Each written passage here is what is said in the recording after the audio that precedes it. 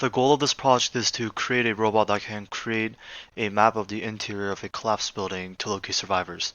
This is stage 1 of a 3-part project. Stage 2 will focus on making a robot that can navigate efficiently through the rubble.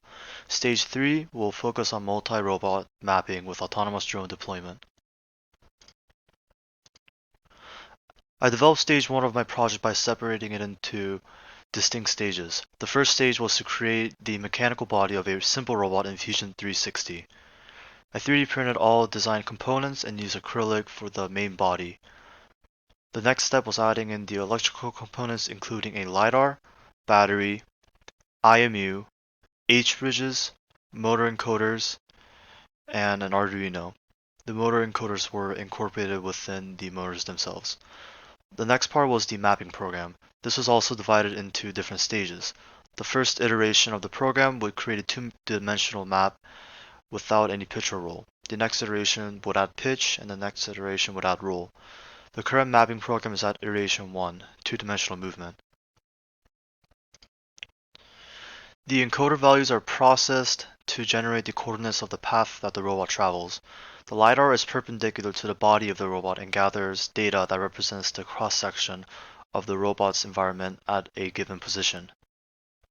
Because motor encoder data can only be translated to linear motion, it cannot represent the turns of a robot on its own. I decided to create arcs with the same length as those given by the motor encoder data. However, the radius and the angle of the arcs were unknown.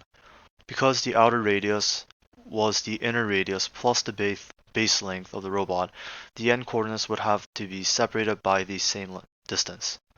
Using this relationship, I rearranged and substituted the arc length formulas into the distance formula, which was set equal to the base length, to find the angle of the arcs.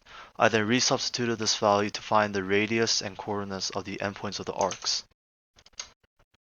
I created a program in C++ to repeat this process and translate the new coordinates to the current positions of the robot. These coordinates were saved as a CSV file and then imported into Fusion 360 with the import spline CSV script. The position of the LiDAR was determined by offsetting a coordinate from the midpoint of the motor coordinates. The values produced by the LiDAR are then rotated by the current orientation, then translated onto the position of the LiDAR. These LiDAR coordinates are the values used to determine the final shape and size of the robot's environment.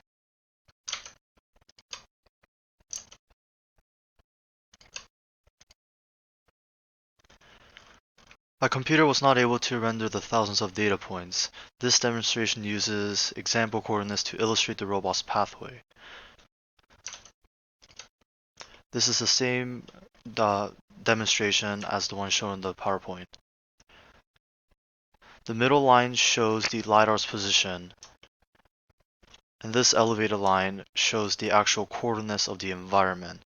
Because of the script's nature, the coordinates are connected in a chronological order. However, the location of these coordinates are accurate.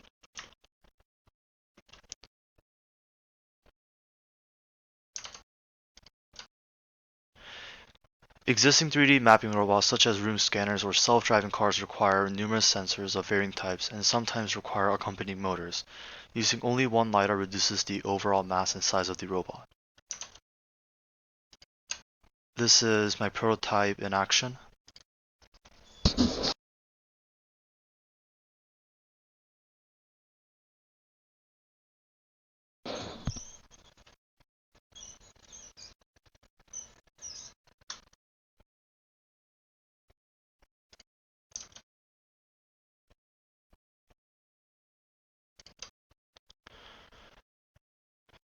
As the robot moves forward, the LiDAR is continuously scanning in order to get data of the environment.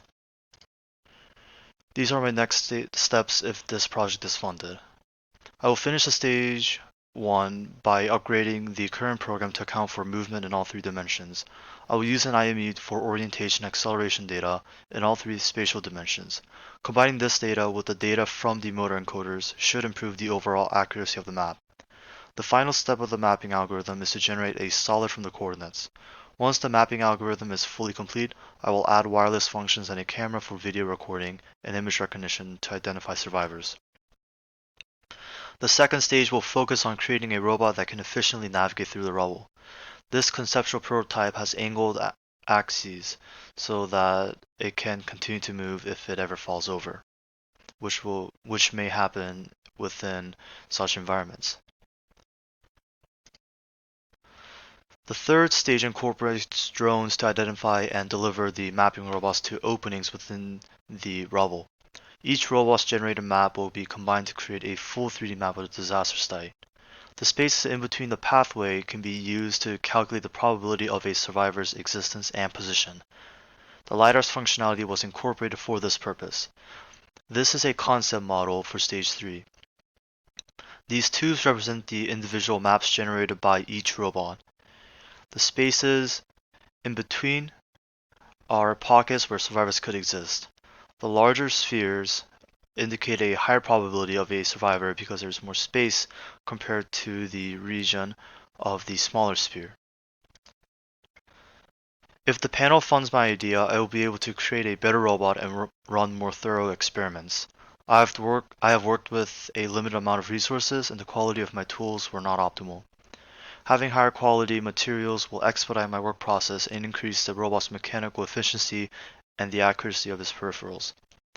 Higher quality motor encoders, IMUs, and LiDARs can provide more data points per given time at higher accuracy and precision. I can also create more elaborate and larger testing environments that resemble rubble instead of rectangular prisms as the one shown in the demonstration video. I would like to create the best robot that I can in order to contribute to helping disaster relief operations. Thank you.